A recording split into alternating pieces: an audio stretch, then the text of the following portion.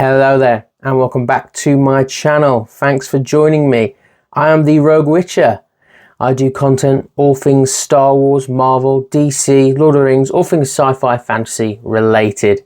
In today's video I'll be giving you my thoughts as I review Andor Season 2.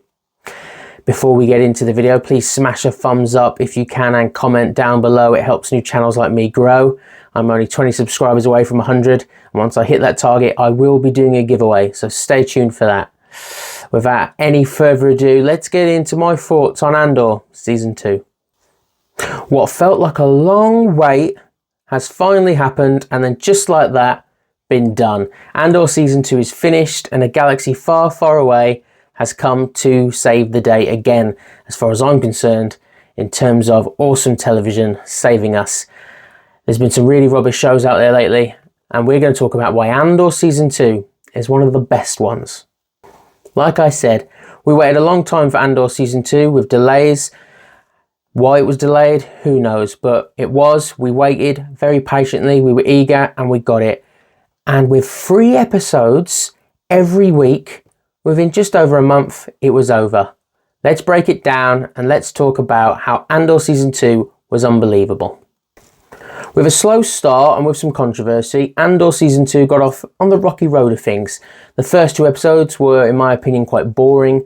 Not a lot happening, not a lot moving the story. You know, Cassian getting caught up, stealing a tie, going to the drop-off. His contact wasn't there. These rapscallion delinquents holding him up from getting where he needed to be. Bix, back where they were staying, was then caught up with some controversy as they were hiding from the Empire and they found them, and we all know that scene, which we don't really want to discuss and not really something we want to see in Star Wars, but it happens, so fair enough for using it.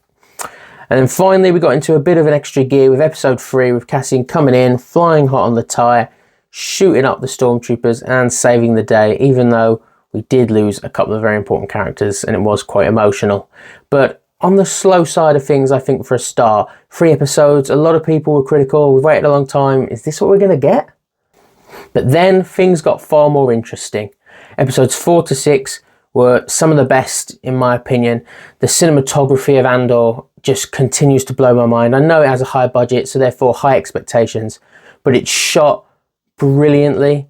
It's stunning visuals. The actors are amazing. The script and the writing flows so brilliantly. I mean, it's like it leaps off the page and you see it. You know, it's so hard to think of something up there and to put it out there, but I imagine that's exactly what happened with Andor. It's so beautiful to watch. It's a dark, gritty look at what it would be like to be under the boots of a tyrant organization, a galactic empire, and we see firsthand on the ground what that sort of attitude and sort of dictatorship mentality and the way it's maneuvered really well, how that plays out to the everyday person on a planet or system. The Gorman storyline in this season was everything.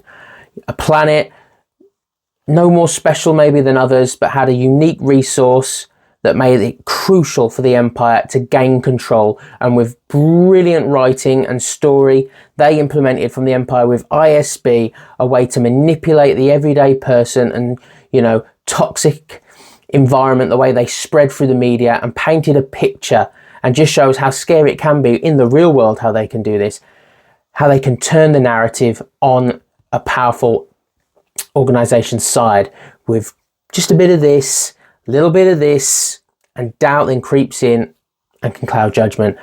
ISB's intelligence was fantastic in creating a sort of false narrative of the perception of the people of Gorman that, they were bad people, they were, anarchists rising up, causing the Empire grief. Well, the Empire slowly manipulated everyone into thinking it so they could seize control and mine the very important substances that they needed, which would go towards, of course, helping run the Death Star.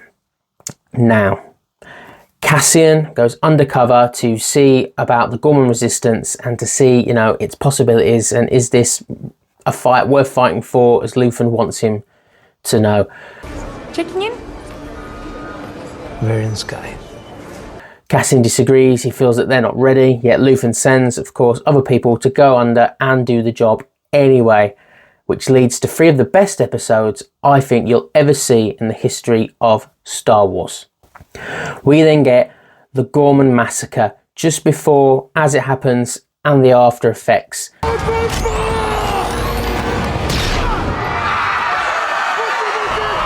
An unbelievably powerful 3 episodes where you see the fallout, the way it was painted, you know, after how they painted it in the media, you know, what happened, you know, oh, it was, you know, they rose up and the Empire had to go in, they had to do these things.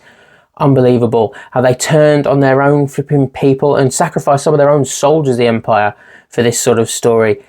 Cassian is stuck on the planet trying to rescue his friend, trying to help him execute Deidre, who's of course did terrible things to Bix. So it's also sort of motivated by revenge, but he also knows that, you know, it's a bit of a pressure cooker, what's going on at Gorman, and eventually it's going to explode. And he wants to save his mate, and he also wants to kill Deidre. He wants to help Luthen, he doesn't. He says he's done, he isn't. It's a whole other thing. Cassian gets caught up just as it goes underway and the massacre starts. They turn on the Gorman people, they bait them into rising up, and then they crush them. Absolutely devastating, but brilliant to see. It was shot fantastically. The emotion poured, you felt it for these people. You know, the anarchy that ensued, it was visually amazing. Just fantastic, fantastic, fantastic. You then have the fallout afterwards of how it's perceived in the galaxy. And Mon Mothma has had enough. She's decided now is the time. I need to take a stand. With the aid of General Organa, I need to call out Palpatine and then put him on notice and let the world know that what is going on. The world itself. Let the galaxy know what is happening. The monster who will come for us all soon enough is Emperor Palpatine. She knows that's going to sacrifice her position, but as we know with Star Wars Rebels, it means that she's now going to go take her place with the rebellion and be a key figurehead in that. And of course, Cassian saves the day, helping her escape as Bail Organa's people has been infiltrated again by ISB as they attempt to apprehend Mon Mothma. Cassian does what Cassian does best, saves the day and gets her to safety. Finally, in the final 3 episodes, although a lot of action may not be what's happening, but they set up to go towards Rogue One brilliantly.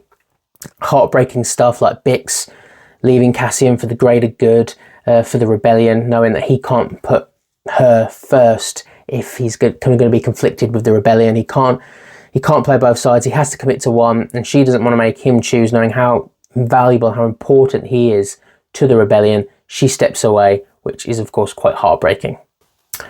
We then get to see how Luthen Rael's amazing story and how his whole journey plays as it sort of started. We get flashbacks to him and Claire and how their relationship started, how he found her while he was working for the Empire doing bad things. He felt guilty and he decided it was time to make a change, and he recruits Claire into his service and helps her out, and they form like a father-daughter sort of bond and partnership.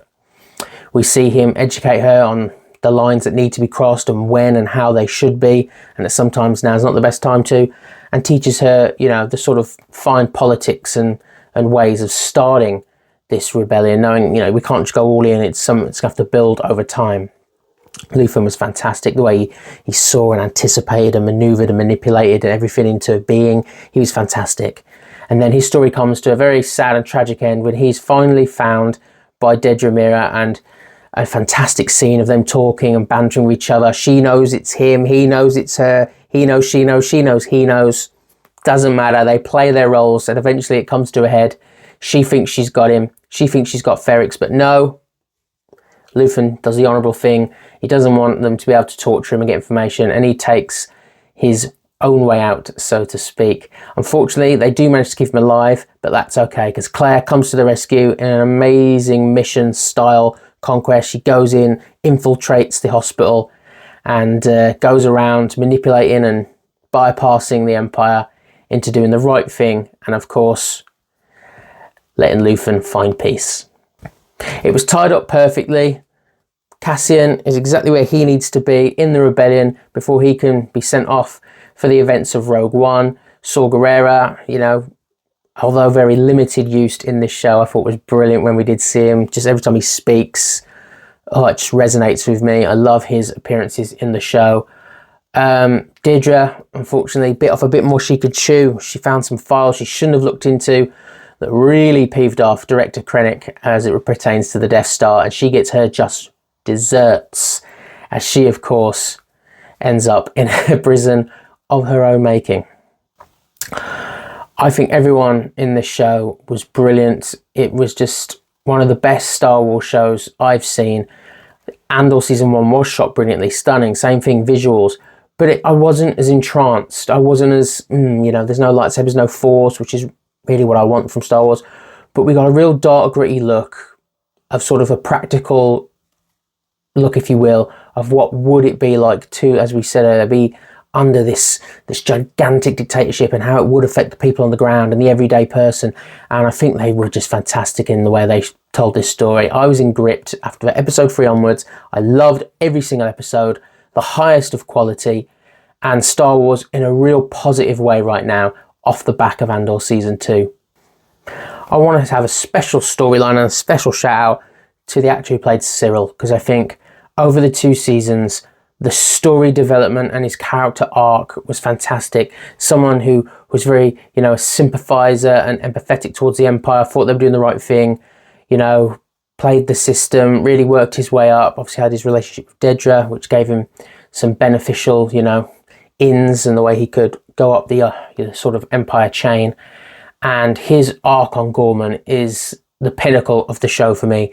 He thinks he's doing good, important work, vital work for the Empire. He's helping Deirdre, you know, he's helping his own career.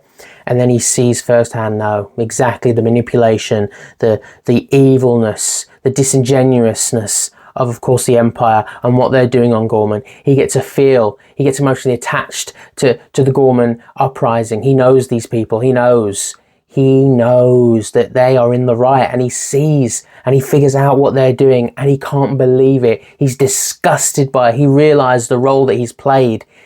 Even though all that, when he sees Cassian for what Cassian has done to him, and even though Deirdre has, you know, mistreated him and manipulated him wrongly, he can't let it go. He can't let Cassian hurt her. He goes in for it. Great fight scene. I thought it was choreographed very well. Cyril's got a better fight than I thought he did. They went toe to toe. It was action packed. Bit of luck. Explosion here. Cyril gets the upper hand. He's maybe going to do it. Is he going to do it? No, because that's not who he is. But that line when Cassian just looks at him. Who are you? And Cyril just feels it. And then no more Cyril. Tragic end for him. Brilliant actor, brilliant character, fantastic. I want to end it here, guys. I thought it was brilliant the way they tied it all up. I literally watched Rogue One straight after season 2. It flowed phenomenal. You know, it was just great, fantastic Star Wars. And then, oh, how can I forget? Sorry, guys. The end. Bix has a child. Cassian will never know. Oh, it's heartbreaking, but also with a tinge of hope that at least some part of Cassian lives on. Fantastic, you know, the actor, Luna, is it Gabriel Luna, I think? Phenomenal portrayal. Just amazing. I loved it. It's great to be talking about positive Star Wars again. We had Tales of the Underworld, that's fantastic. We have had Andor. I can't wait for Ahsoka Season 2. I'm looking forward to the movies. I think we're in a really good place. We've been in a dark place, but I think the tide's turning. I'm going to be on the positive side, guys, and I hope you agree. Let me know in the comments down below what you thought of Andor Season 2, and are you hopeful for the future of Star Wars? Please like the video, guys. I'm going to set a like target of 20 likes. It helps new channels out like me, and I need all the help I can get. Please subscribe if you haven't. I'm 20 away from 100. I'm just going for those small goals, and let's slowly build, hopefully, into a really big channel. That would be my dream. I'm going to let you go, guys. Thank you for joining me. As always, I've been the Rogue Witcher. I'll catch you in the next video. Adios.